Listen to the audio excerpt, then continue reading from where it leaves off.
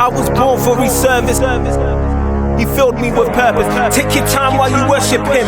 I'm unplugged from the matrix. Believe without seeing, I'm plugged into the faith tricks. The Daily Perspective. The Daily Perspective podcast. I'm your host, Mr. Daley. And we'd like to welcome you to episode 9 of the Daily Perspective podcast. This episode is called The Price of Purpose. And with me, I have my co-host, Dr. Terrence Johnson. Look, you need the real official introduction. I'm doing my the LA Lakers championship announcement. Okay, I'm in the starting lineup now. I'll be honest. Oh man, those guys did it again, man. They did their So that's another championship. Mm-hmm. So did you watch the games? Did you watch the finals? Actually, I watched Game 5. Honestly, I really forgot about Game 6. I don't know how I forgot about it, but I just forgot about it. I didn't even know what happened till yesterday morning, and I saw the highlights. And I was like, oh man, I missed the game. But I did watch my Saints last night. Praise God. Man, they almost lost. I was nervous for about a whole hour. But you know Washington lost. Washington lost. I mean, we won in week 1, and then ever since then, it's been a wrap. It's just been like those guys ain't even show up. Yeah. I don't even know why they bother putting on their uniform. Well, I mean, they got to get a check, so they got to show up so they can get their money. Oh man, so this episode came about. Oh, before we get into that, let's give a shout out to our YouTube viewers, our listeners on Spotify, Apple Music, Google Podcasts, Pocket Cast, Breaker. Wherever you're listening to us from, we appreciate your support. We appreciate you checking in every week. We aim to continue bringing you good content, and we hope you're enjoying everything that we're bringing to you. So so this episode came about off the back of last week. Mm-hmm. We was talking, I said something, and you just tried to sneak it in there. You was like, oh, but that's the price of purpose. And I was like, message. Yeah, no. See, now you make it seem like I did the major thing. So you was going into a whole sermon for the last 20 minutes. And I just ended it with that because you had already, the offering play that came around and we was already concluding service. So before we left, I just had to put that in. You dropped it in. Yeah. But it was, it's definitely a topic that I think, it flows so nicely. It's come about at the right point. Yeah. We've talked about the pain of purpose. We've talked about forgiveness and its impact on your purpose, and just so many things. But the one thing we hadn't talked about, and probably one of the most important things, is about the price of purpose. How much is your purpose going to cost you? Right. How much does it cost to go out after your purpose? What is that? Are you willing to pay that price? So when you think of the price of purpose, what comes to mind for you? Well, and I've been thinking about it a lot too. So if at first, price always goes to like the investment or something, or the value or something. Right. And I was thinking about it this morning. I think your purpose starts when you understand your value. Until you understand your value, then you can't go fully into your purpose, because you don't know, one, what your purpose is valued as, but you don't know how valuable you are in context of your purpose. See, you're starting. You out the gates early today. You're out the gates early. You're not even pulling any punches. You're coming out swinging those uppercuts already. So say that again. For me, that was like an opening uppercut, straight to the jaw. Yeah, but I think it's true. So I'll say it again. So in order to start the journey of your purpose, one, you have to know the value of your purpose, and then you have to know the value of yourself. Because if you think about it, if I don't know my value, then wherever I am, I let that define my worth. Yeah. So if it's my job that is giving me my value, then I will hold and cling on to that. Because if I leave that, then what is my value? Because my value is wrapped up in that. But if I understand my value without the context of something else, but I know my value within, then it's easier for me to leave things that I know that doesn't reflect my value inside. And so personally, that was one of the first steps I took when I quit my job. I realized my value was more than where I was. Yeah. And I had to then go and leave that structure to figure out, well, what does my value allow me to do now? Instead of I need something to make me feel like I'm valuable. Right. That makes sense. Yeah, no, that makes perfect sense. I think when I think about the price of purpose, it's a similar thing. Knowing what you are worth, and I think it's something that everyone seems to struggle with, because traditionally our worth is defined by our salary, right? That's whatever you get paid, however much money you make, that's what people believe you're worth. And we buy into that structure. We buy into that system that, okay, so if I'm really good at what I do, then I'm gonna get paid this because that's what I'm worth. But that's really got nothing to do with it, because your value is so much bigger than that. Your value is so much deeper than just the monetary aspect. You know, if we look at some of the people that have had significant value in society, Martin Luther King, Malcolm X, Mother Teresa, Mahatma Gandhi, these people were not rich. These people made very little money. If you were comparing them to kind of the people, the influencers and business moguls and people that you know, that a lot of people put respect on their name, but the people that had so much value and did so much monetary wise, they weren't worth a lot. It's the same as Jesus. The value of Jesus's life was so much more than what he was worth in terms of a monetary aspect. He was a carpenter's son. He had no home. He lived as a nomad, going from place to place, living off the kindness of strangers.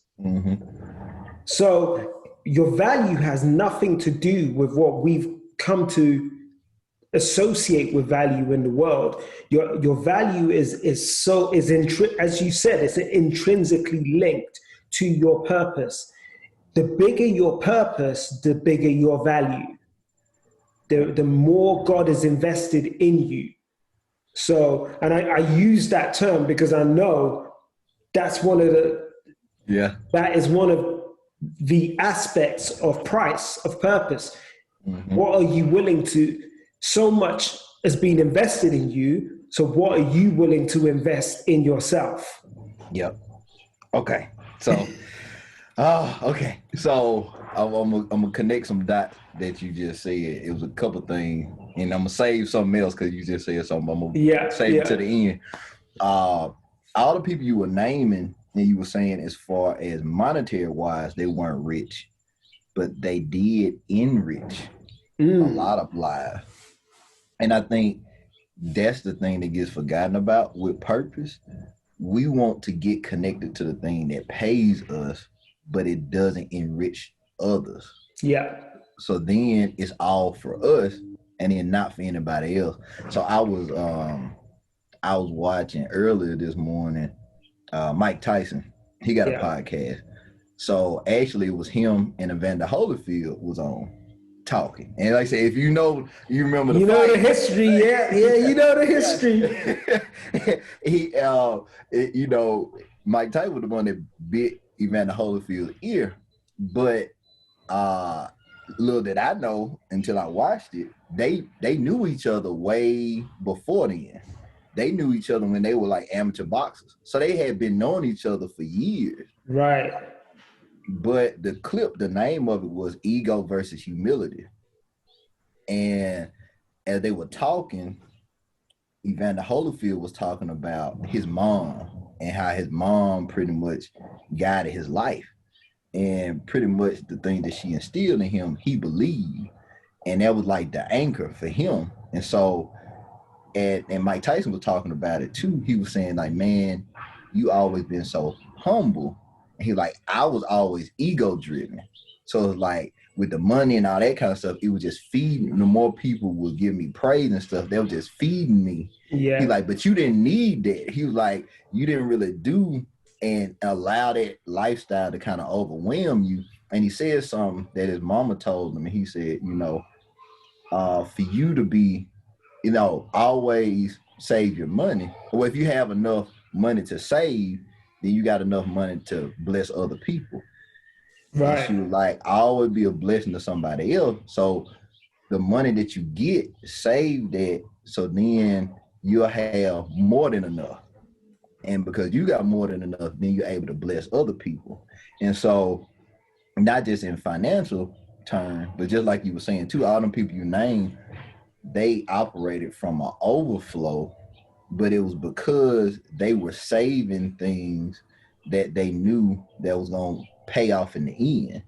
And so they could sacrifice certain things knowing that it wasn't necessarily just for them. Right. And it was easier for them to then give like they gave because they understood that their whatever accolades or whatever recognition they got, it was really just so they could invest more in the people. Right. See, that it's funny because I'm not sure if you remember, but the first few times we talked about legacy. Yep.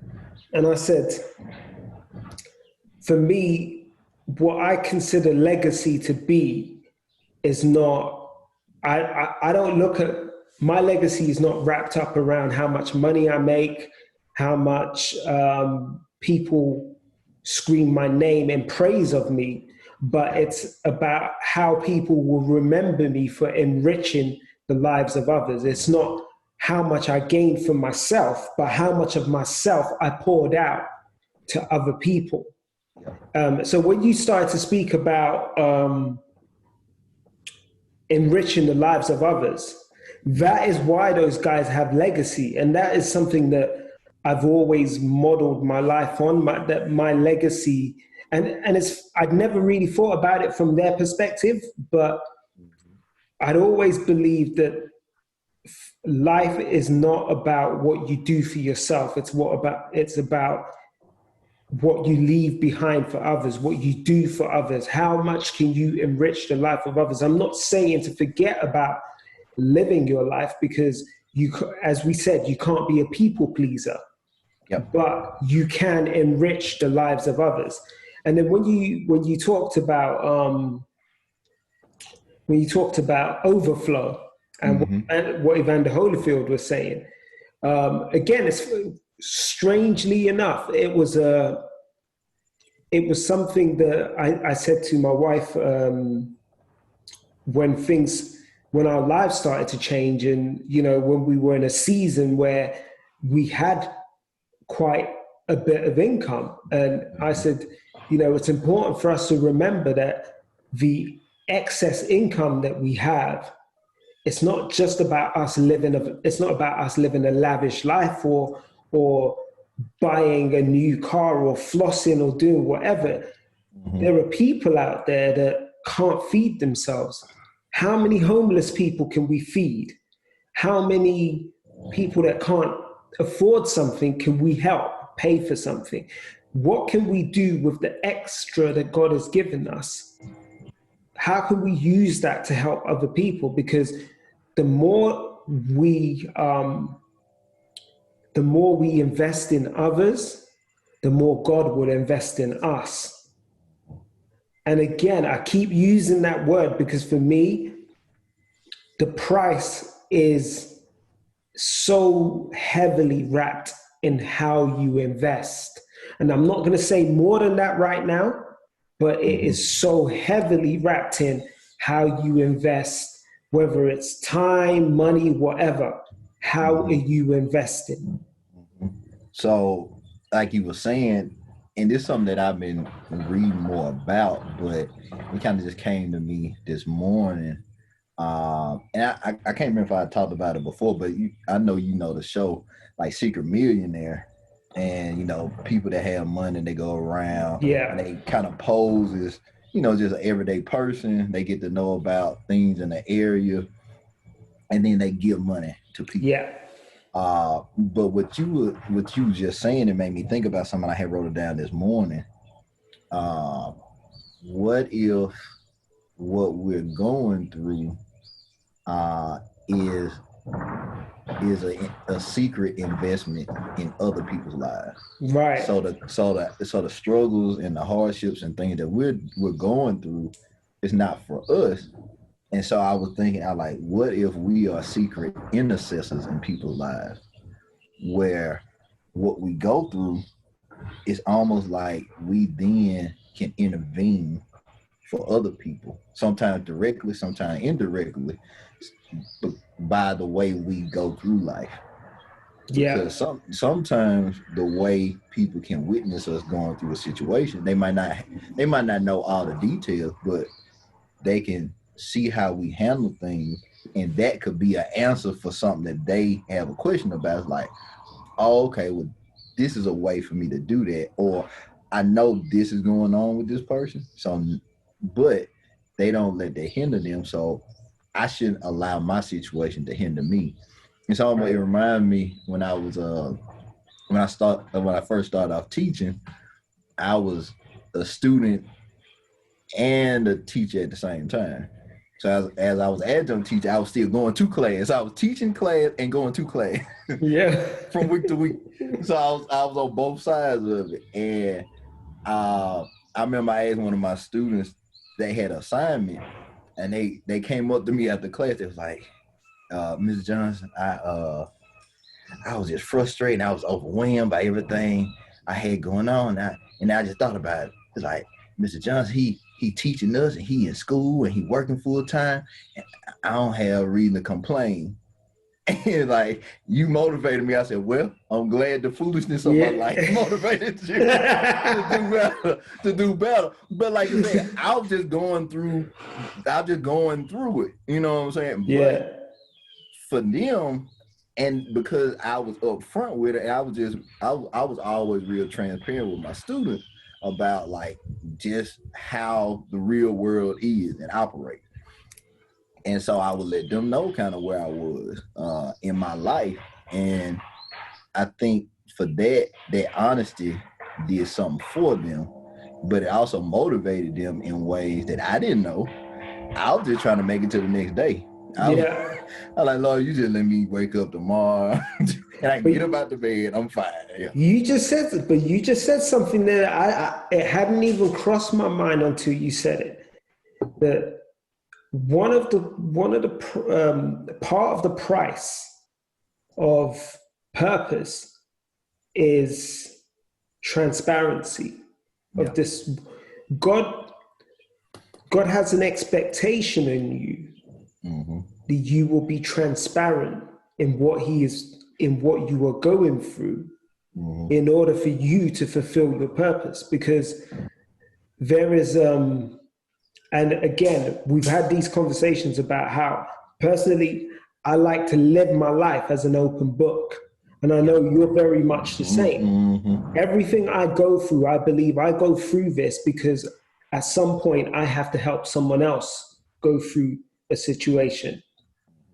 And how do you encourage someone? How do you let someone know that they're not alone when you're not willing to be transparent about what you've been through? Yep. How do you help someone that is struggling with addiction when you don't let them know that you've recovered from addiction? Yep. How do you know? And the thing is, we diminish these things as part of purpose because they look ugly.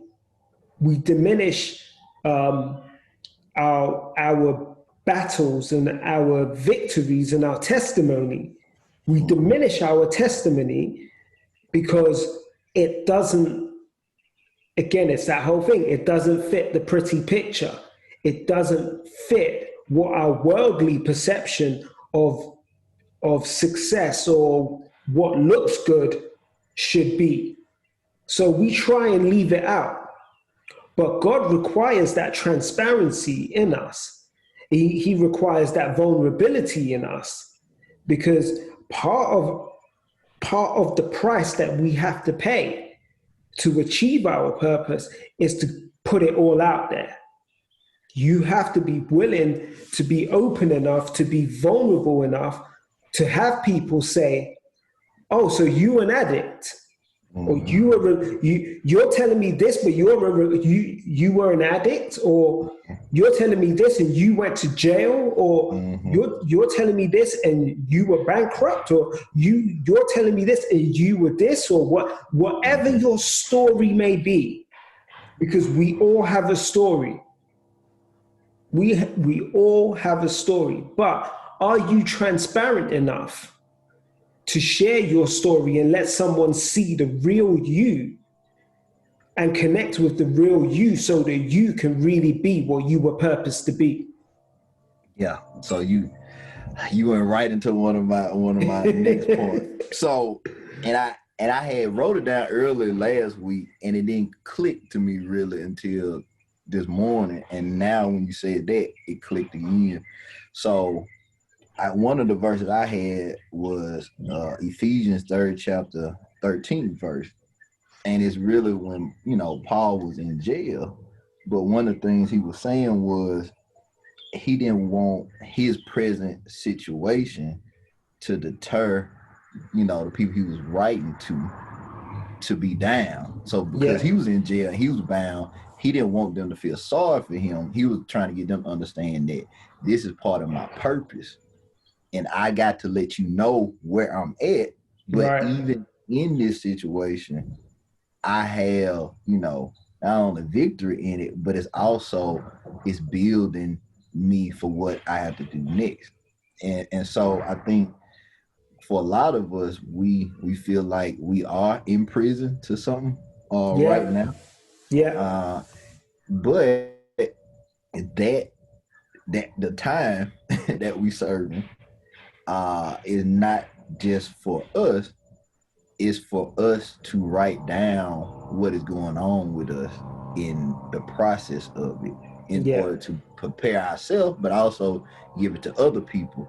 And that was one thing Keon was preaching about Sunday, and he said something, and I was like, ooh, he was talking about, how I would say like our wounds, we focus on the pain of it. He was saying that our wounds are our prophecy.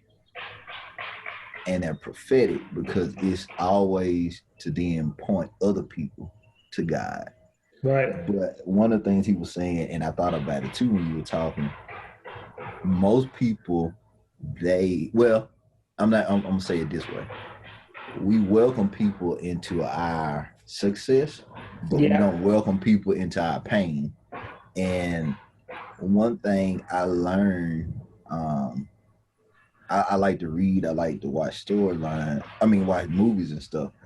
You really connect to characters and movies that you understand the character's pain, and you're like, that's me. I understand that. Just one of my favorite shows is This Is Us. Right. I love that show, and Randall reminds me so much of myself.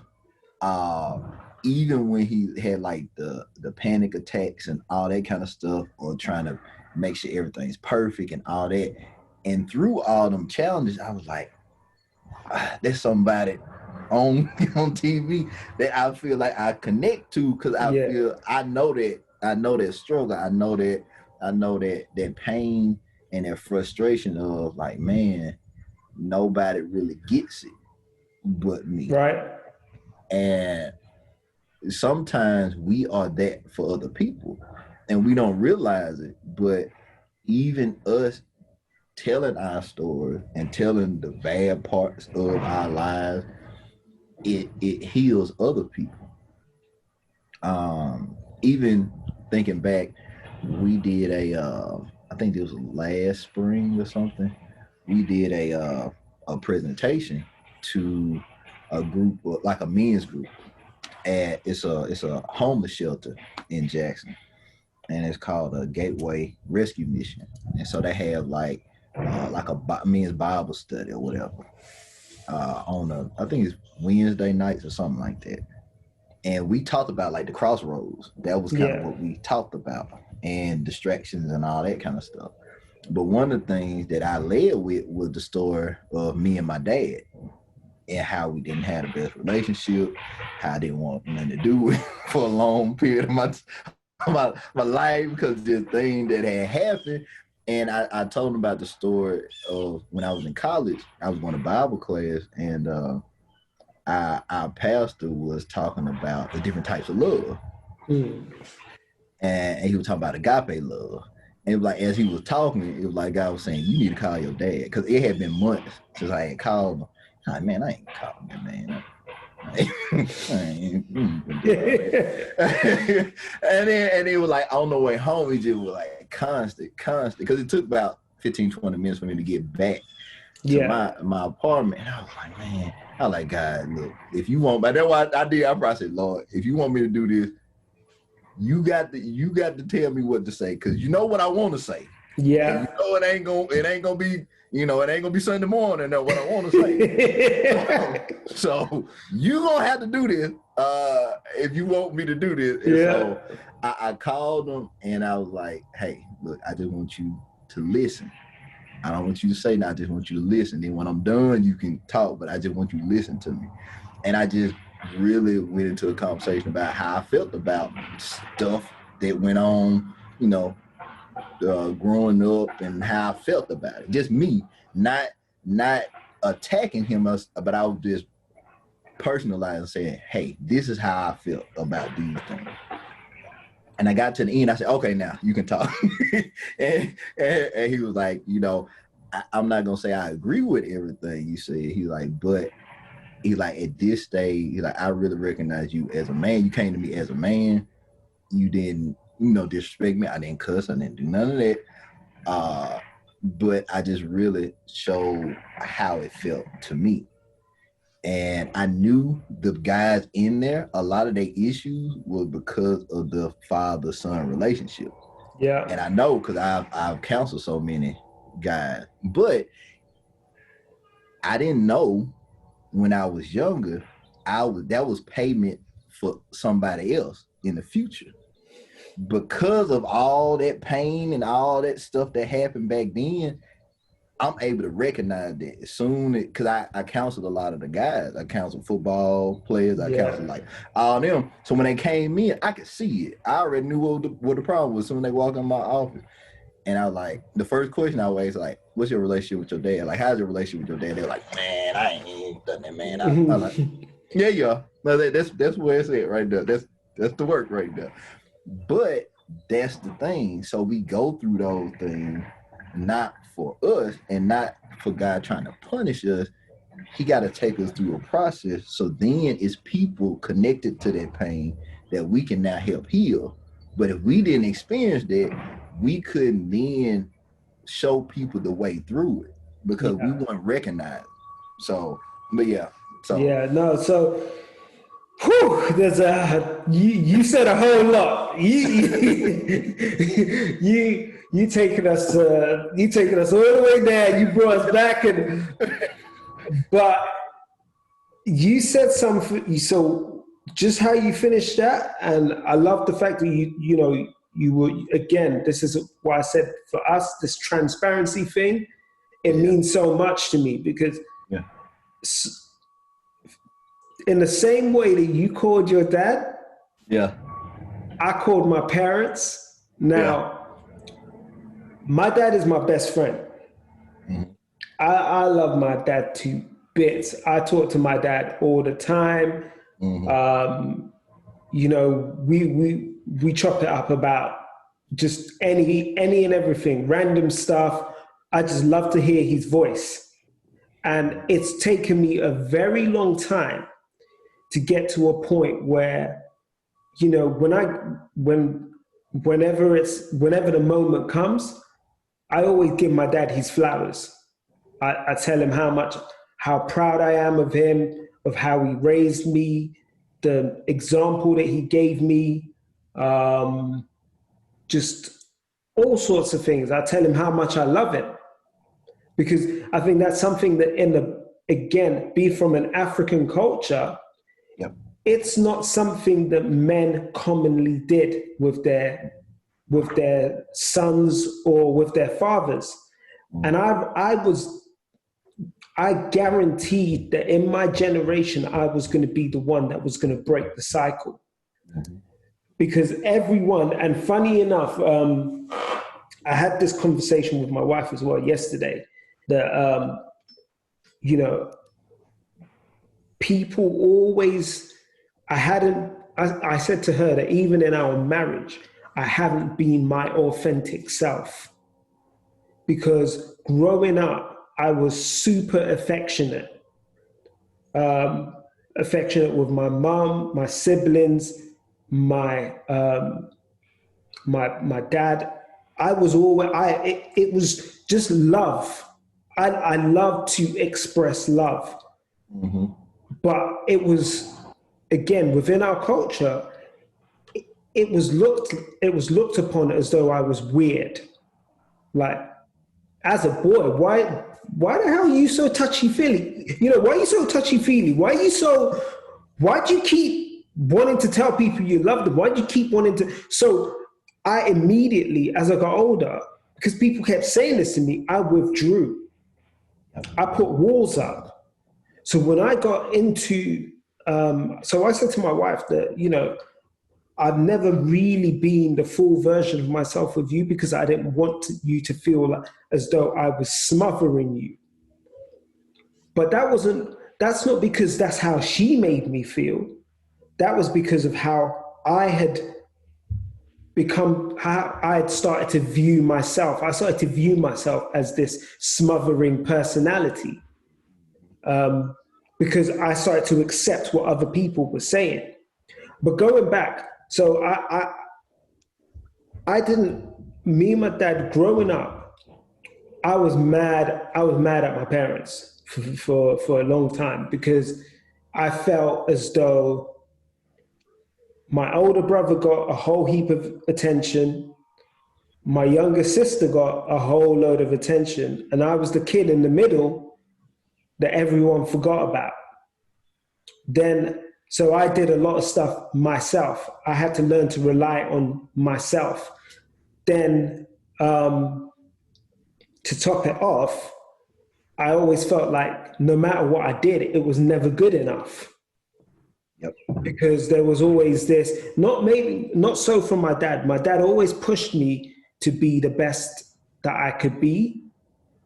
But from my mum's side, it was like, oh, so-and-so's kids are doing this. Why can't you do that?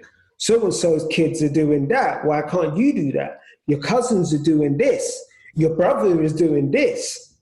So it just felt like it was never good enough. So I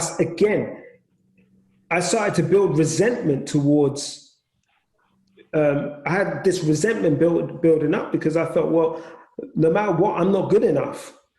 So I think it was maybe about 7, 8 years ago, I called my parents one day and I said, listen, I'm at a point in my life now where I need to just get these things off my chest because I have to start freeing myself. This is when I started to understand more about grace. And I said, I don't need you lot to say anything. I'm just going to tell you how I felt. Yep. I felt like the black sheep of the family. I felt like the one that was never good enough. And I told them everything that I felt. And I know it hurt. I know it hurt them to hear that. But I needed to release. And I needed that release and to get that off my chest. What it did was it created this healing that allowed me to move forward in my relationship, not just with the people around me, but with them as well. After that point, me and my dad grew so much closer. And then as I started to move into the different stages of fatherhood and being a man, I started to appreciate the sacrifices that he had to make to give us the life the best life that he could give us. So again, some of that resentment that I felt started to fade away because I started to appreciate it. Now, maybe there would have been more of an understanding and appreciation if we didn't have these cultural barriers that we built up, because it wasn't okay, or it wasn't seen as okay for a man to talk about his emotions and how he felt. But that's not me. I needed to hear how you feel. I need to hear your emotions. I need to know that you cry. I need to know that you felt weak. I need to know all these things. Mm-hmm. That pain that I went through, going through that journey, was part of the price that I had to pay in my journey, in my purpose journey, because I now understand how to help someone who is feeling those same things that I felt. I now understand how to help someone who may be struggling to relate to their parents, or who may be feeling that they can't live up to the expectation, or who may be feeling that people can't accept them for who they are. I now know how to help those people walk that journey. And it's, and don't get me wrong, I still get the comments of, oh, you're being hypersensitive. Oh, you're overreacting. Oh, no, I'm giving you my truth. You may not want to accept my truth, or you may not appreciate my truth for what it is, but I will give you my open, honest truth transparently, because if someone is willing to truly receive what you've been through, then there is an opportunity to connect and help them move past whatever they may be going through. So, it's so many ways I want to go with this, but I gotta close. Okay, yeah, the story I started to then connect back to yours. Okay. So, and then, all of what you said, I'm telling you, I resonate with all parts of what you just said. but so going back into the story with my dad. So the reason why that was important for me to have that conversation, because maybe a year and a half, 2 years after that conversation, I had moved back to Jackson and I had bought a house. And the house needed some work. So then my dad came down to help me kind of renovate it. In the process of him helping me do it, he had an aneurysm in his stomach that ruptured, and he pretty much could have died. But because my house was so close to the hospital, if he would have been anywhere else, he would have died. And if I wouldn't have made that call, then that call healed that relationship so that I could be in place to then do that. Yeah. So then the very thing that I felt like I lacked for so long, so many years, that I feel like I lost in my relationship with my dad, I did gain back. Now, a lot of those years was him going back and forth into the hospital, but it was I was able to spend time with my dad that I didn't have over the past like 15 years. So we really caught up in about 4 years and kind of made up for lost time. Yeah. And I wouldn't have had that if I didn't forgive him and close that chapter of the pain. Now, I can't say it was other stuff he didn't do that made me upset and pissed me off. It did happen. And it's a continuous process. But we got to understand it. But I value them years because we were able to go different places. I said, my dad sang, I sing, so we used to go to churches together and sing. He like, this is my son, and my son go sing, son. And so all that stuff we got a chance to do, and I appreciate that. I value that time, but I had to be a bigger person and really meet him where he was at this stage in life, and really appreciate it like this. So now it's an understanding, but it wouldn't have been that way, like you were saying, if that conversation, so now I'm gonna go back to yours.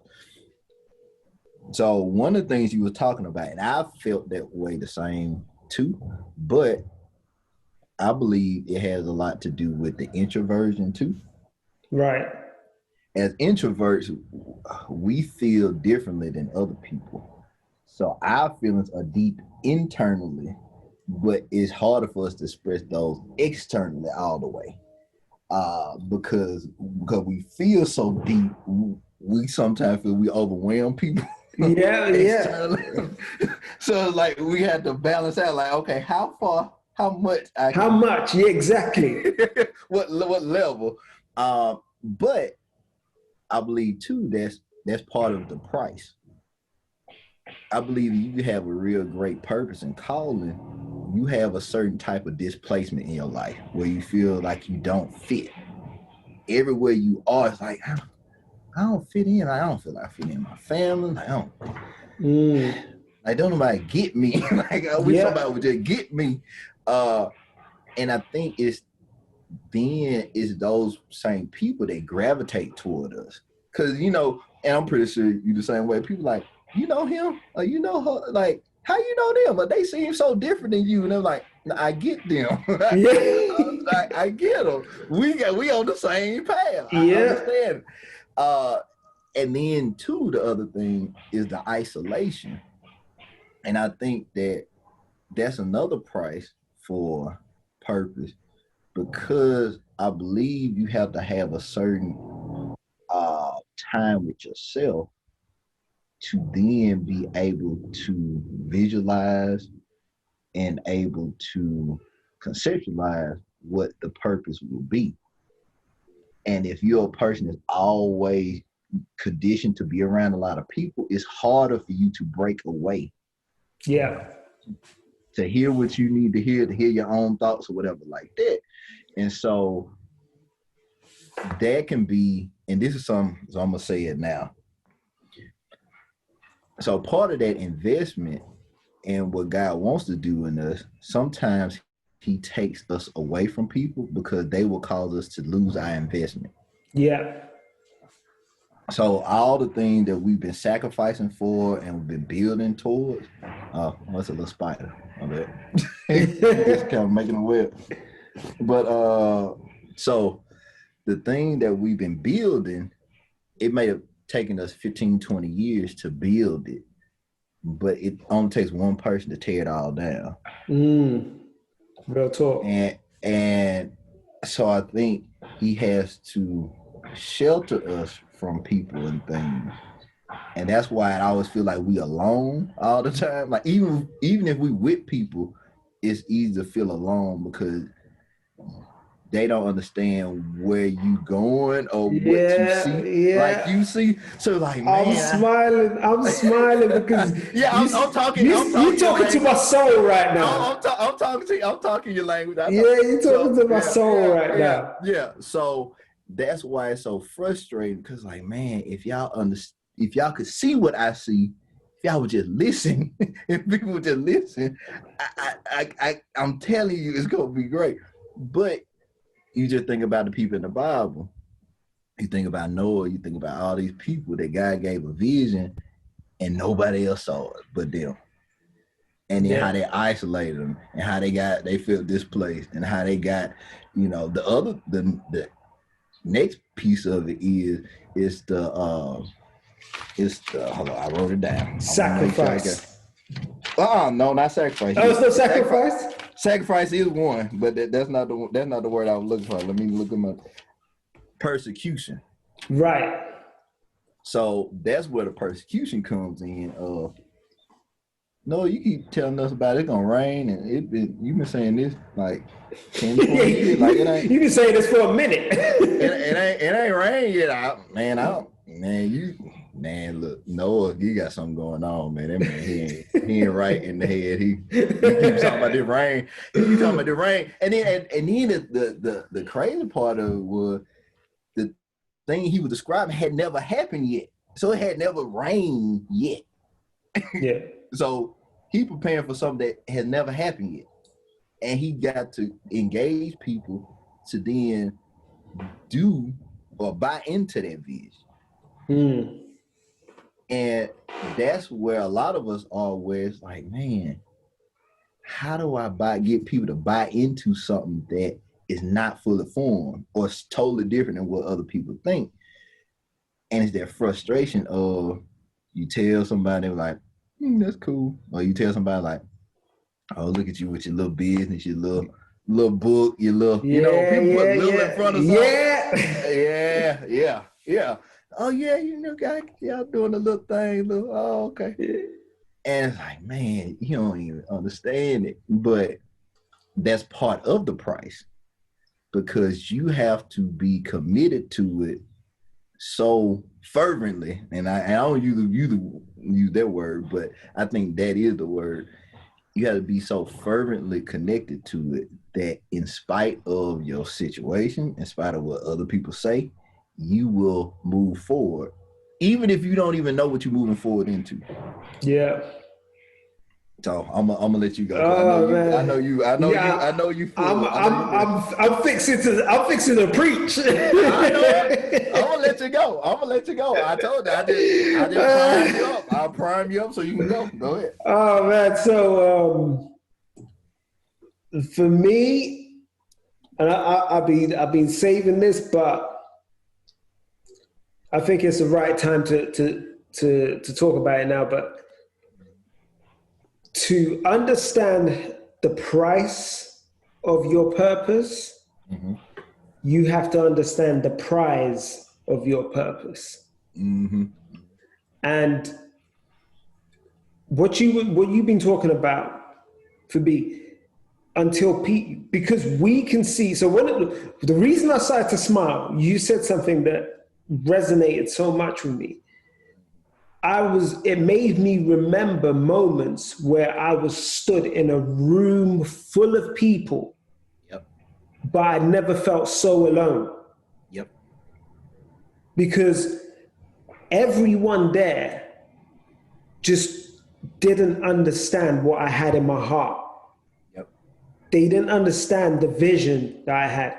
Even when I used to tell people, when I was on stage ministering, and I was ministering to these crowds of people, and people would be coming and giving me praise, and I'd be like, yeah, thank you. It's not about me.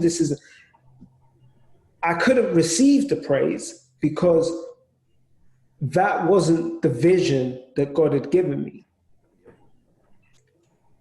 And my heart was so set on what I believed God had prepared me to do.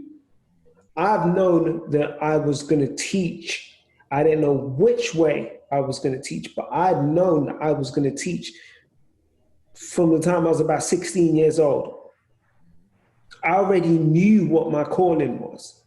God would wake me up with dreams so real of me ministering. And just an example of one was, I remember this dream. It's weird because it was like a cross between a Wu-Tang video and a Jodeci video.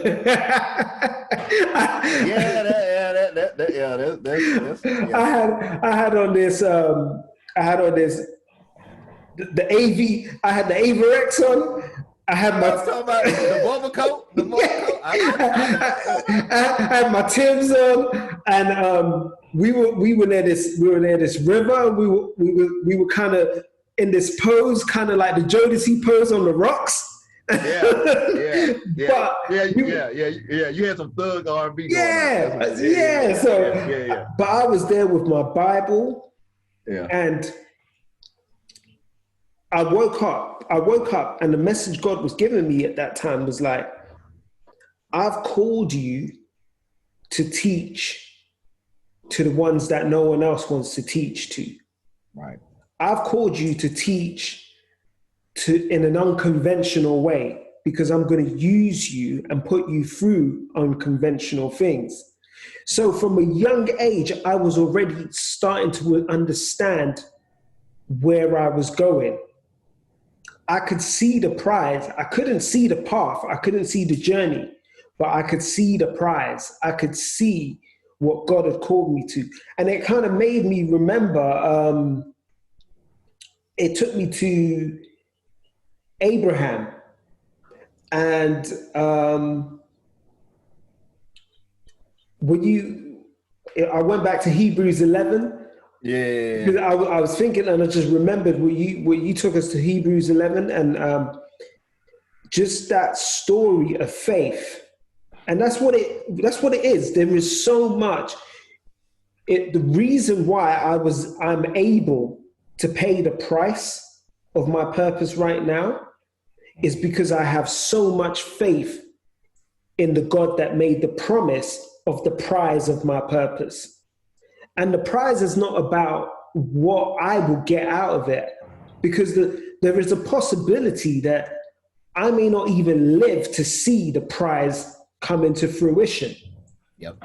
It may be generations down the line, but I believe so strongly in the prize of this purpose that I'm willing to risk it all for that prize. I'm willing to pay the price to get that prize, because my faith in God, that he is a God that will fulfill the promise that he has laid out, in the same way that Abraham was willing to sacrifice Isaac, and he went up there ready to put, the Bible tells us he was willing to sacrifice Isaac, because he knew that, well, God has said that Isaac is the child through whom my descendants are going to be counted. So if I kill Isaac on here as a sacrifice, God is going to bring him back to life, because he already told me Isaac's going to be the one that they're counting through, and Isaac ain't got no kids.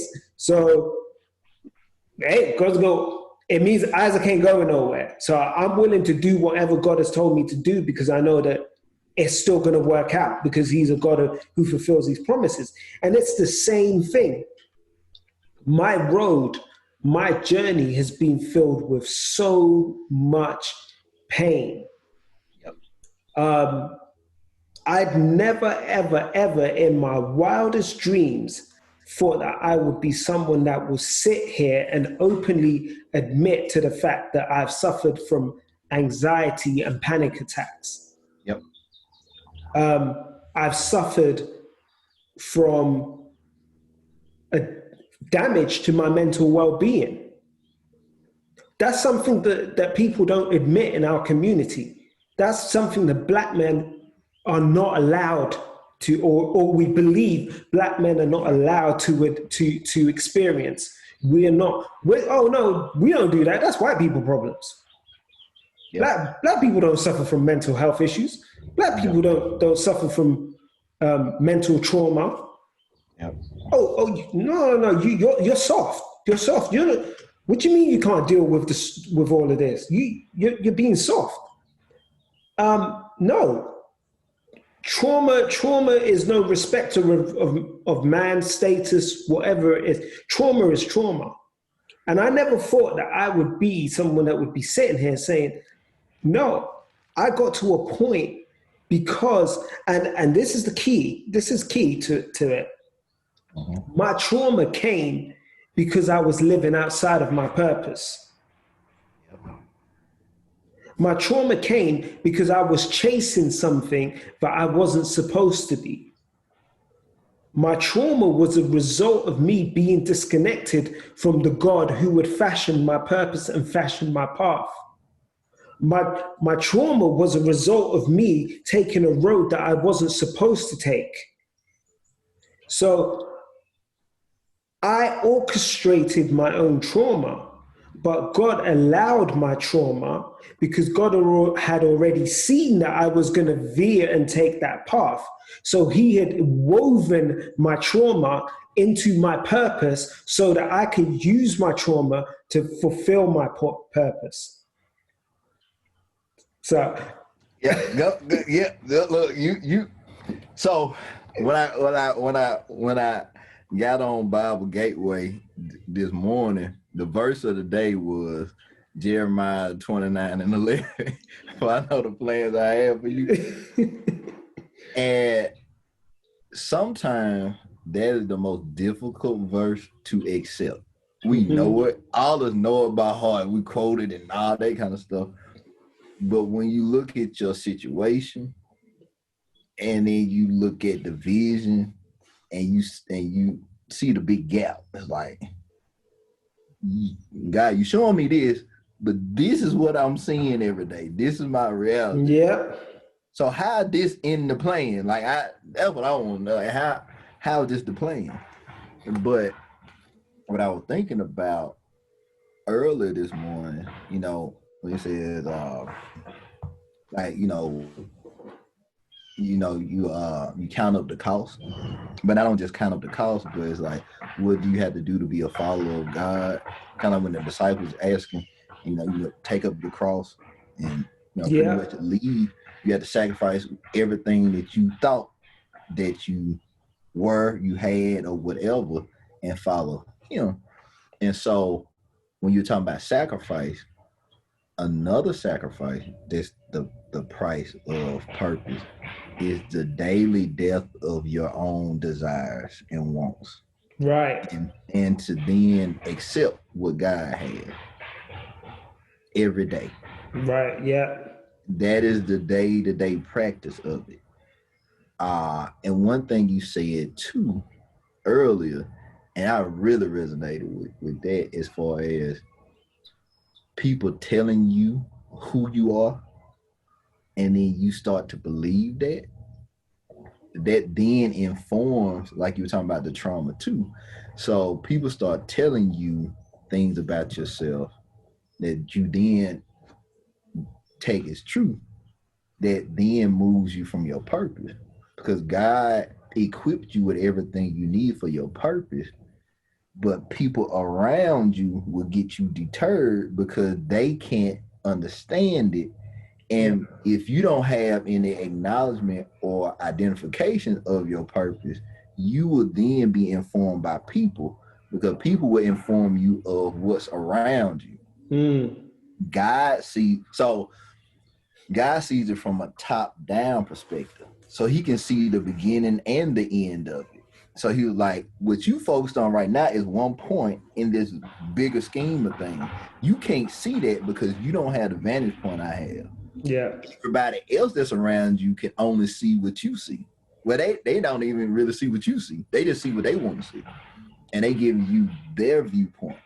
And so then you'll be frustrated because they telling you something, you seeing something, and then God is preparing you for the whole thing, and you focus on what you see and what other people see of your situation. And he was like, that's why you have to have, renew your mind not just for a mental health standpoint, but renew your mind of thoughts that are not of God and not how God wants you to see yourself. Yeah. And I think we put so much weight into people's perception of us, but we never question, well, what does God see me? How does God see me? Or God, show me, let me see me how you see me, versus me trying to see how other people view me, because that doesn't matter what they think of me. Now they can, now people that enjoy things about you, that's fine, but it doesn't matter if they accept it or not in the bigger scheme of things. Because if you always tied to the appreciation and claps of other people, then what was I reading? It's like, you don't want to be a slave to men, and you don't want to be a slave to men's appreciation or validation, because they will stop you from doing stuff. Yeah. Because when you move and how God wants you to move, it's gonna be a lot of people that don't understand it, and they're gonna disapprove of it, and they're gonna talk about it, and they're gonna critique it, and they're gonna do all kind of stuff. Yeah. So that's the count of the cost. Are you willing to welcome all that on? Because that's what's coming. It's gonna be a lot of uncertainty. It's gonna be a lot of doubt on your part. It's gonna be a lot of, oh Lord, I thought it was gonna be quicker than this. Oh, okay, Lord, yeah, you saved me, from Egypt, but we've been out here wandering around for a long time, and I didn't want to go back. I can be in bondage again. I just, I know what that is, so I don't want to be just walking out here, with the animals and the people. We out here in the sun. See, you said, man. So when I was reading Hebrews, there was a point where it says those people that left and that were looking forward, they knew what they'd left behind. Yep. But they didn't want to go back because they were so locked into the promises of what was to come. Right. And I think that's what separates the people that have truly counted the cost of their purpose. Mm-hmm. They know that the journey is not going to be smooth. The journey is not going to be easy. The journey is going to be full of so much, what's the word I'm looking for? It's going to be a rocky road.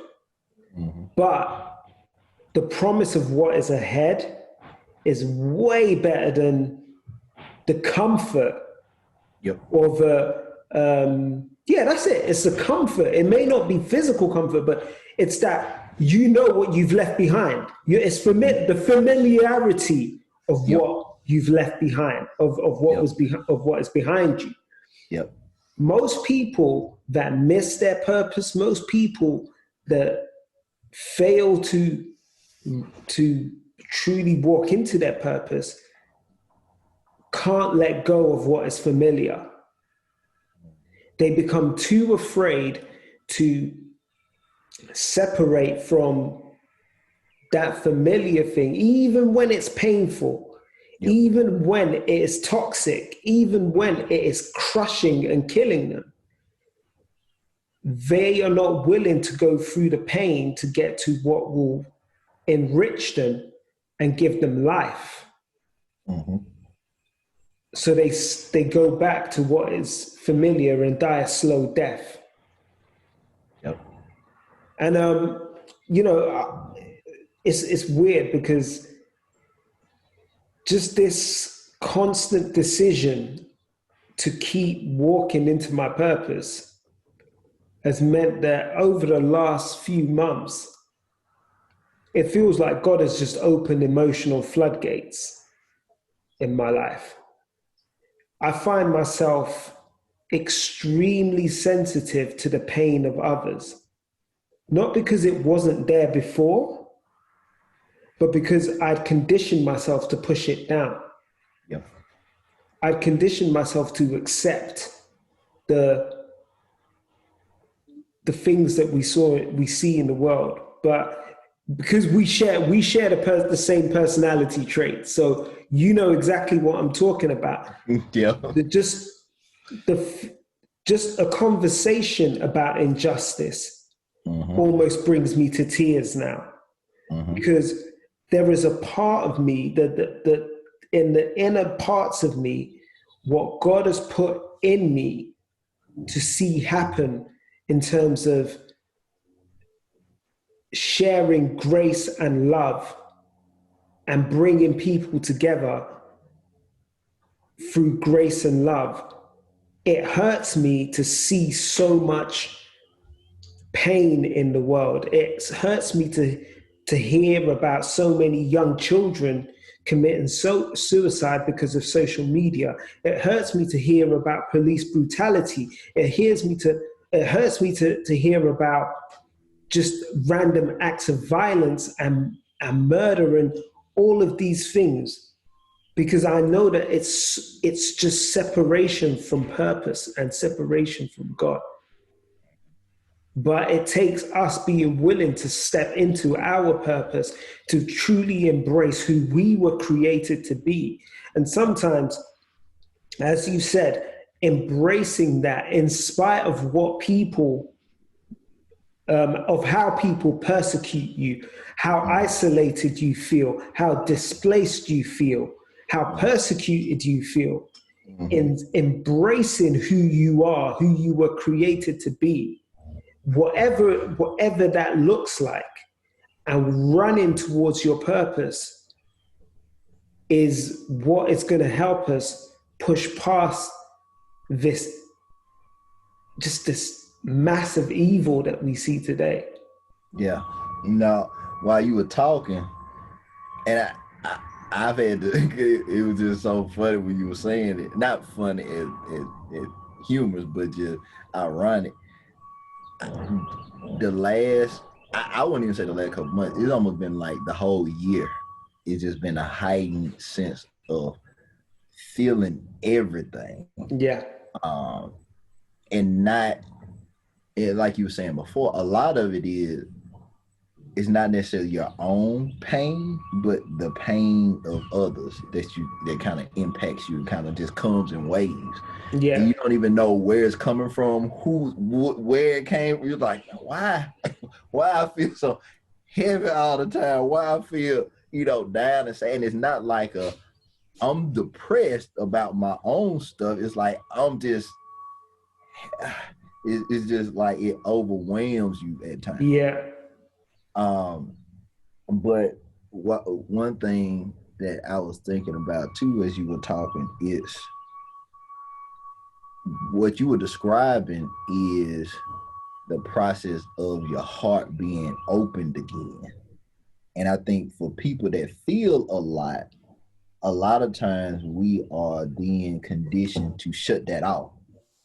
Because I know that was the one thing I always hated that people would say about him, like, man, Terrence such a nice guy. I'm like, I hate it. I hated that term as well. I hated it. And so like I fought it for so long, and I was like, nah, I don't be no nice guy. No, that kind of stuff. Mm-hmm. But you understand that's how you were created, but not to be a nice guy, but you feel for people and for things and for causes in different ways, and that you can't shut off. But when you start to understand why you created that way, you can lean more into it. And not saying that you just kind of just sit there all day and just not like that, but it's like you understand, okay, that's why people connect with me. Yeah. That's why people feel like, because I didn't understand people like, man, I just you about the only person that listen or I can talk to, and not. I was like, I don't know what I be doing. I just be listening. They're like, I don't understand. Man, you just don't understand, man. And you don't understand your value to people. You always feel like, people just want me to do something. People always need me for something. oh, here goes somebody else gonna call me and they want to talk. But when you start to understand, that's part of your makeup. That's how God created you to be. Then you can be more intentional with it about understanding and have that discernment of, okay, who needs me to call them today? Yeah. Who is God putting on my heart to then reach out to? And so I've been more intentional about it. When people come to my mind, it's like, okay, I need to get with them. There's something going on. I need to check in with them, see what's going on. And pretty much every time I'm so glad you called. Yeah, it's been, you know what I'm saying? Yeah. And so now I can accept it more. I can embrace it more. But for the longest, I hated that part of me. And I wanted to shut it off. I was like, why I gotta be the one that be, like you were saying before, like, oh, everybody think I'm the sensitive one, I'm and all that kind of stuff. I don't want to be that. Oh. Yeah. But it's a balance. And so it's not a weak thing. It's almost kind of, meek and being in control of your emotions or in control of your anger and stuff, because you can then have that too. So just like you have a range of love for people, you can have a deep range of hatred and anger toward people too. Yeah. And you have to balance it out, because if you feel deeply in all areas. Yeah, I was going to say that. It's And funny you say that. Yeah, and that can take you a whole different place. So then that can, so if you think about it, you see, you think about a light and then you think about darkness, that can make your light dark. Yeah, I'm gonna say something. I'll let you get back to it. Go ahead. And listeners, please. I know this. Don't let this color your picture of me. No, don't let it paint a different picture of me. Look, go ahead, keep it 100. I'm gonna keep it a buck with you all. But I realized in the same way that I had, as you said, I had that deep love. Yeah. I always used to say to people that if someone hurts someone that I love, then there's a very, very different side of me, a very dark side of me that I don't like to go anywhere near. Yep. And it's really weird. I don't know how to explain it, but I know that there is a capacity for so much rage in me that you try and keep a lid on. Yep. I'm constantly trying to keep a lid on it. That when people do things that aggravate me, I focus on trying to stay positive, because I know that if I get into it with that person and that rage comes out, I do not know what I'm capable of doing. So I've always said, I used to say to my friends that, look, if they do this, I can torture someone. I'll pull their toenails off, and my friend used to look at me and be like, dude, you're twisted. And I'm like, I'm just saying that there is a rage in me that would make me want to inflict pain for as long as possible to someone that hurts someone that I love. So I quickly understood that as deep as I can love, I can also go to a very, very dark place with it as well. So it was just funny. We again, ironic funny, not ha-ha funny. But I know. When you said it, I was like, yeah, Terrence understands. Yeah, and so then go back into the scheme of the purpose part. I think that is, so I believe God creates spaces in us to then rely back on Him. Yeah, because if we did have such big heart, but we didn't have those dark places, we wouldn't need him to balance us out. Yeah. So the balancing is not necessarily the hard part. We could do that all day. The balance we need is for the dark part that could then flip our goodness into some real bad.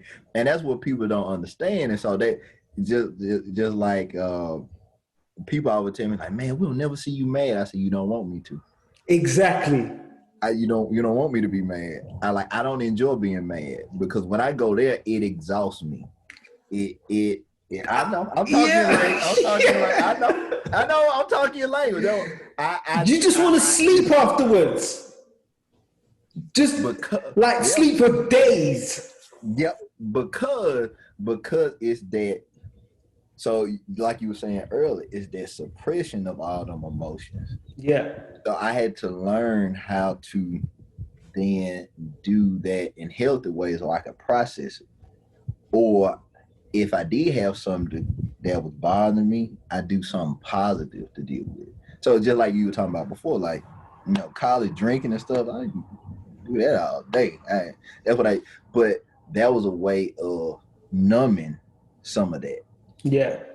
Because that anger, and it's like, I don't have a avenue to release that. I gotta suppress it. And then when you suppress it, that can turn into depression. Yeah. Because a lot of depression is just you suppressing anger. And most of the time, people that's introverted, we suppress a lot of emotions, because then a lot of people don't, because they feel like we don't talk, or they want us to be more social and all that kind of stuff. We do need we do need time away to process, but then too, that can be a detriment to us if we're alone too long. Yeah.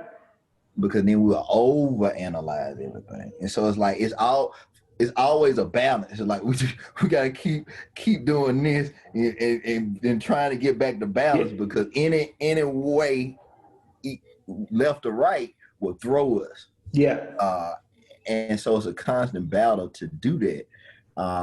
But yeah, when people say like, yeah, we'll never see you mad. Oh, I just want you. You don't. But what you said too. So our anger is for a purpose. If we gonna go a place and we gonna express that, it's for a value or a principle. Yeah. Yeah. I don't just get angry for the sake of being angry. I don't do that. That's too much. That's too much of an energy investment on my part. I can't do that. But if I'm gonna get angry, it's gonna be for a particular purpose. But I can't stay there long, so I gotta address the thing, and then let that, and then come back off of it. Yeah. Because if I lean too much into it, like you said before, I got unlimited resources to go. So if you want to go, I got it. I got it now. Yeah, and that was always my fear, that if I lean too much into it, I don't know if I'll be able to pull back. Yep. And that's why I get exactly what you're saying, that's why we need God to, okay, I'm a pour light into that dark space, because if you go there, we may lose you to that darkness for good. Yep. So that made perfect sense. There's just everything you said today, you're speaking to my soul. Look, I'm on your street today. I'm on your street. This is just speaking to my soul, man. It's just look, the price that has been paid, the price is heavy, and I think that's just sort of wrapping things up. But it's important for people to know that the price of purpose isn't cheap. We talked about yesterday when we spoke, we were talking about Paul, and you've brought Paul up today, and you just gave a snippet, just one of the times Paul was in jail, because Paul went to jail a few times. He was he would have, if he was in the States, he would have hit that 3 strikes rule. He would have been, he'd have been the 25 to life. Look, we don't even want to talk about that. Let continue. We don't talk about the prison. But you know, people don't appreciate what Paul went through. What Paul left was a life of recognition, a life of accolade. He was a highly respected Pharisee. He was a persecutor of the Christians.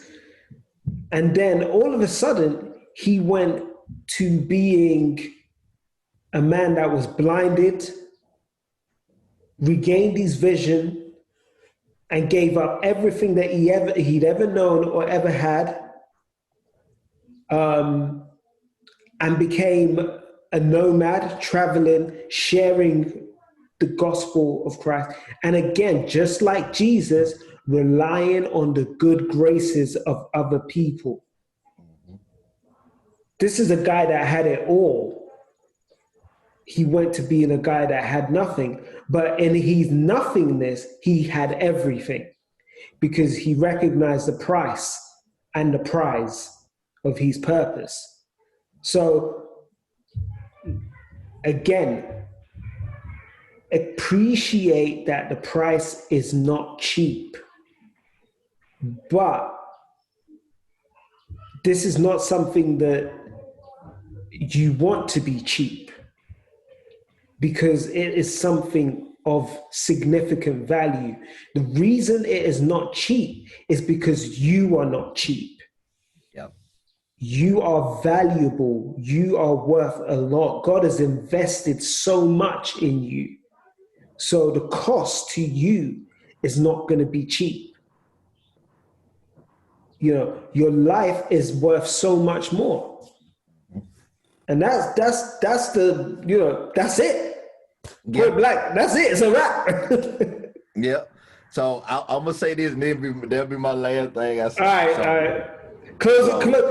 Bring it to a close. So, hey, while you were talking, this is what came to me. So, if Jesus died for us, the least we could do is live for him. Right. Say that again. Say it again. Go on and say it again. Yeah, look, if Jesus died for us, the least we could do is live for him. Yeah. That's it. That's it. They don't even need anything more than that. Mm-hmm. That's it. So thank you for listening. Good night. Good night. Mic drop. Wow. Oh man. See, I knew this was what was going to happen. When we thought we were going to talk about certain things, it's going to go somewhere else. And yeah, you know, for me, again, I'll say it again, I appreciate the level of transparency that you have on this. Yeah. There is, you know, I respect. So people that don't know, I've known Terrence just slightly over a year. Yeah. The level of respect that I have for Terrence is, you know, you would think that me and him have known each other our whole lives.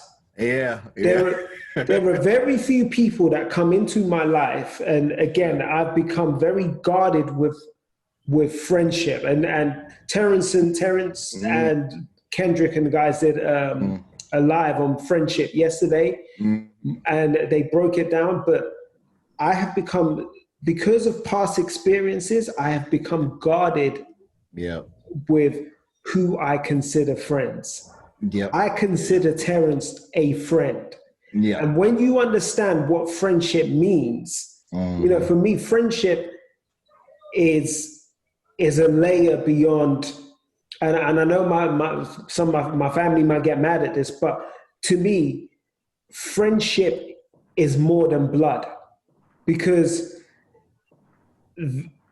there are blood relatives that I am not friends with, but there are friends that are closer to me than family.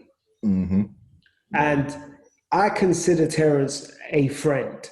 That is how deep our bond has been in a year. So when he comes on here and he shares so openly and so transparently, I can't help but reciprocate, because to me, I have so much respect for what Terrence has to say. So I appreciate you, bro. That's all I'm gonna say. Look, no, man. Like I said, it has been. Like I said, I guess we just look back and like, man, how do we get here? Like, how do we get from just connecting on like a social media networking app and like to get to this point? Yeah. But you know, I definitely believe it was a God thing. Definitely. And because our first conversation was talking about church. But I do appreciate, you know, the word but I do consider David the same way as a friend, and somebody that I relate to a whole lot. It's like the more and more we have conversation, we learn so many similarities. It's like he'll be talking like, oh yeah, just like the other day, like, yeah, I did the Myers-Briggs and I'm an INFJ, and I was like, and he was like, well, like, so a lot of it is like, man, you know, you go through life and you're like, man, I always feel like I'm the only one feeling like this. Yeah. It's like I can say that since me and David connected, he's somebody that I really feel like he gets it, because it's like he experiences life like I experience it. Yeah. And so it's cool where you feel like, okay, I ain't the only one. Like ain't just I ain't alone. I know it's some more people that think like that. Yeah. So yeah, man, it's been a real cool journey to getting here, but now it feels, you know, organic, like an organic thing. It doesn't feel forced. I don't feel like I have to, you know, get on here and think a whole lot or whatever, or be Dr. Johnson or whatever. Yeah. It's just kind of conversation like we have. Anyway, it's just like an extension of that. Yeah. But it has been, you know, a lot of growth spiritually from it too, because it's good to have somebody that kind of keeps you on your toes and challenges, not in a bad way, but challenges, you know, kind of like your perspectives and what you think about stuff. And you know they're gonna be ready just like you ready. So much prep I do, he gonna do the same prep. So let's see where we gonna go. Let's see where we go. But he say I'm real transparent. I think he's a lot more transparent than I am on here. But so I just try to do my part because you've been transparent from day one on here. So yeah. So I didn't know we were gonna go this place today, but it's it's a definitely shared path. I would say. Definitely. And so I enjoy it. I look forward to it. I would have to make sure I get my prep on, because I don't want to come in here looking crazy. And like I don't know what I'm talking about. So I had to prep. I have my notes. Even though I didn't really read a lot of my notes, I kind of did prep, but we pretty much weaved everything I was thinking about into it, but it went a different way than what I thought. Yeah, same here. So yeah. No, it's been amazing. It's been amazing, and I'm gonna give people the socials. Yeah. So for me, if you want to find me, the usual places are Instagram at DY Daley, Twitter at DY Daley. If you're watching on YouTube, that means you already know where we are. If you're listening on one of the podcasting platforms and you want to get the visual side of it, then just find us Daily Perspective on YouTube. If you're watching on YouTube and you want to take us out on the move with you, then, check us out on the podcast. So you can find us on Anchor, Spotify, Apple Podcasts, wherever the major podcasting platforms, we are on there. And obviously there is also the dailyperspective.co.uk as well. I'm trying to get some stuff out on Medium. I want to start doing more, some more written material on a more frequent basis. So again, I will keep people posted on when that's going to start. Writing is something that I love. As I've said in the past about this, I'm working on my book, and I can't wait to finish my book and share my book with people. So there is so much. And it's funny, again, Terrence will tell you, this is another thing we both found out we had in common. I was working on a book. Terrence is working on a book. There is just, it's just, the similarities just amaze us. So can't wait to share that with you. I will keep you guys posted on all the things that are happening. I'm going to speak it into existence, but there are documentaries that are wrapped up in my soul that I want to get out there and share with you guys. There are so many things, so many creative projects that are in me that I want to share. We've got VFit, which is myself and my wife's project. It's going to cover off a lot of things for couples. The first part of that is our new podcast, which should be coming in a few weeks, which is called 3 Kids Later. So again, we're looking forward to share something about Black love, but not just Black love, Black Christian love. So we can't wait to get that out there. And don't be coming on there thinking this is going to be so boring. Jesus this, and we keep it real. My wife crazy. she is like me. She is funny. But for me, I would always say this, but she's amazing. She is amazing, but she has such a heart for people, and that is, she has a heart for people. She has a heart for couples.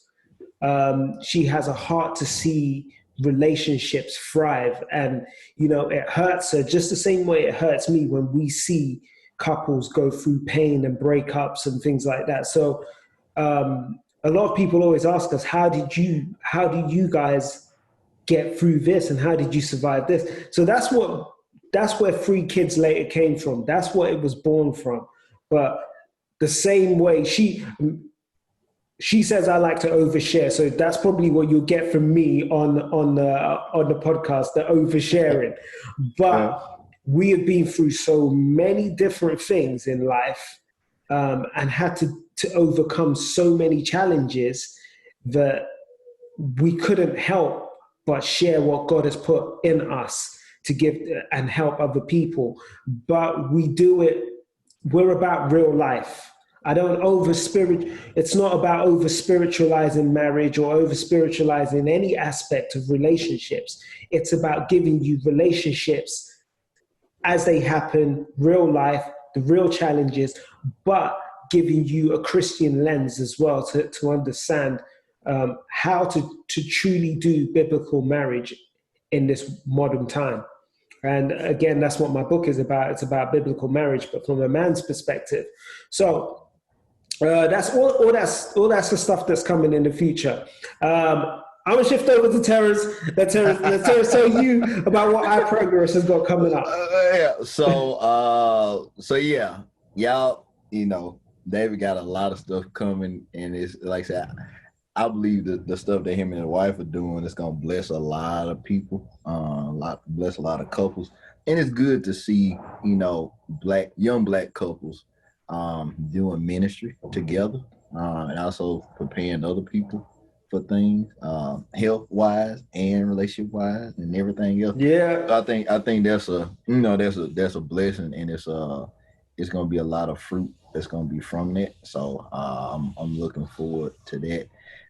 And then like book wise too, I think that's gonna be real good because we talked about some of the parts of it too over the past couple months. Yeah. So I will be getting it when it's released.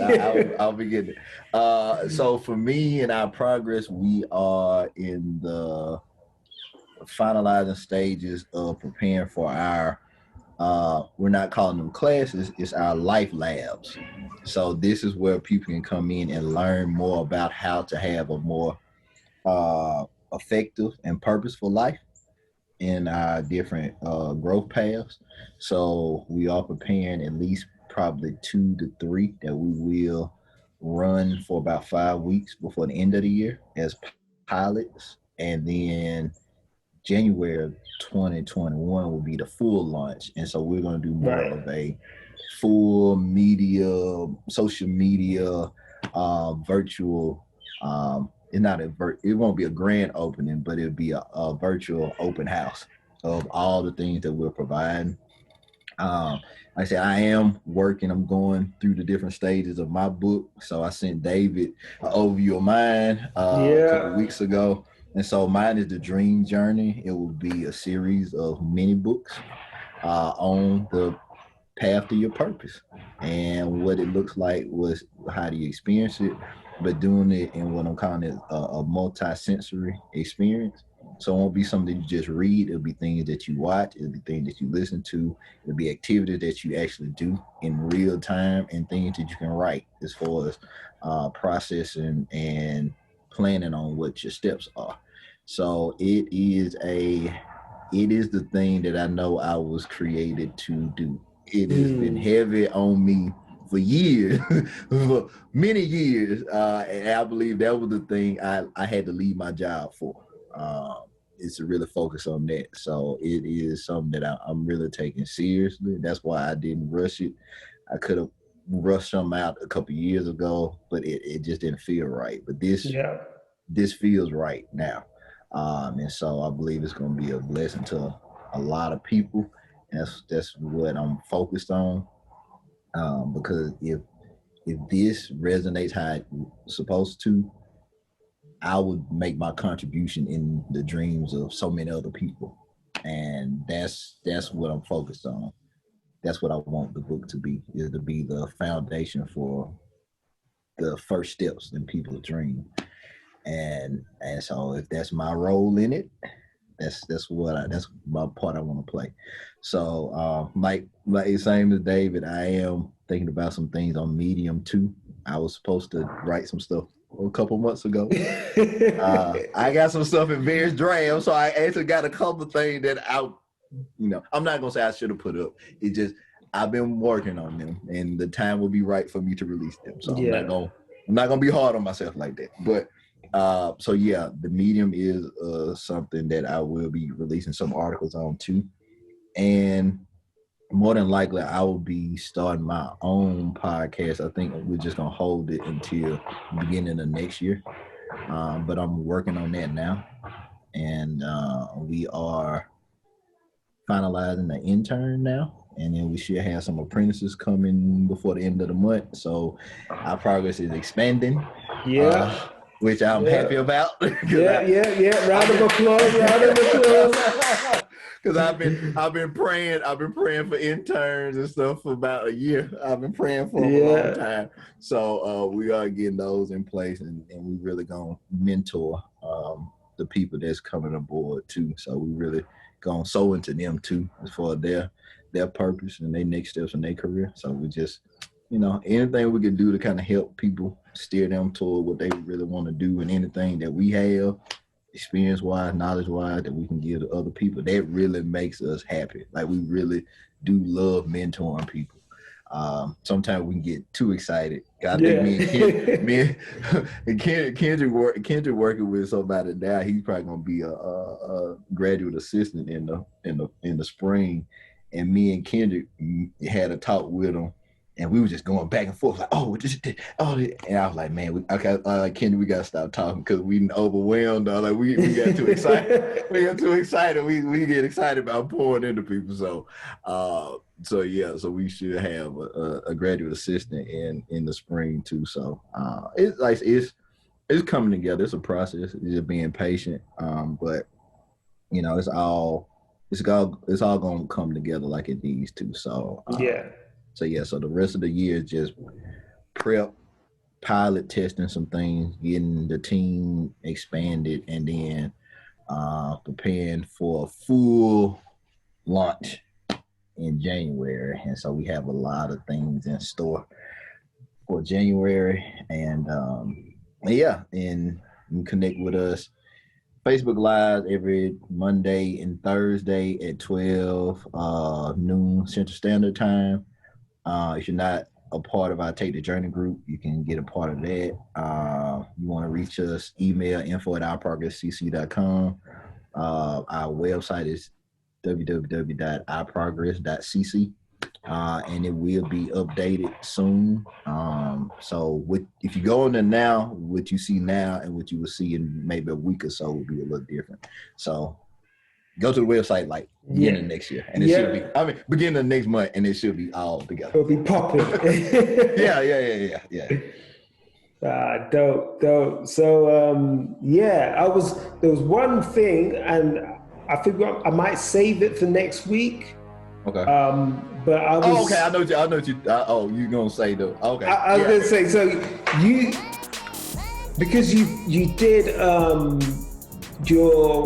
one of your most recent projects was the journals, and I know you do a lot of journaling. So I was gonna ask whether, are you guys at any point gonna release journals for people to purchase so that they can then, really get, because part of creating your purpose and walking into your purpose requires you to journal, to document your journey. So, but a lot of people don't know how to do that. So So I'm glad you said that. So yes, that is why we're bringing on these apprentices and stuff, because we have now we do have one that's already on Amazon. That's Kendrick's. It's a Journey to Healthy Relationships. So that's for couples and people that want to be in relationships. And so it focuses on communication, humor, fair fighting, trust, and intimacy. So those are the 5 areas. And so it's like it's pretty much like a year journal, but you can do it with your spouse, significant other, and it has a place for his and her responses. So you can do it together. You can do it one day, the other person do it the other day, and y'all can kind of sit down and discuss it. So that is on Amazon if you want to purchase that. And then we are working on, eventually we will have a journal for each growth path. So it will be, the next one will probably be the one for 100% potential. Right. And that's getting people prepared of how do they be their best self every day or work towards that. Cool. So that will probably be the next one. So that is something, and we will try and make them to where you don't have to just get the hard copy, but it'll be PDFs that you can type directly into. So if you don't want to print it out, just have it, save it, whatever like that. And that will be worked into the life labs too. So we're working on having journals that correspond with that too, so people can document as they learn. Cool.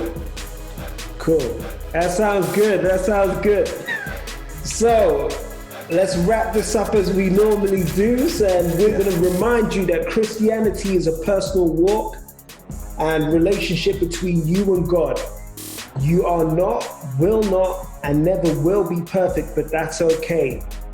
God loves you and wants you to come just as you are. His grace covers all. Live free from condemnation and do not crucify yourself. Be renewed by the grace of God through Christ Jesus and become who you were created to be. And with that said, this is Mr. Daley signing off. And he missed his cue. You were saying something. Okay, let's rewind. So this is Mr. Daley signing off. And this is Dr. Johnson signing off. And yeah, we will catch you on the next episode. Peace.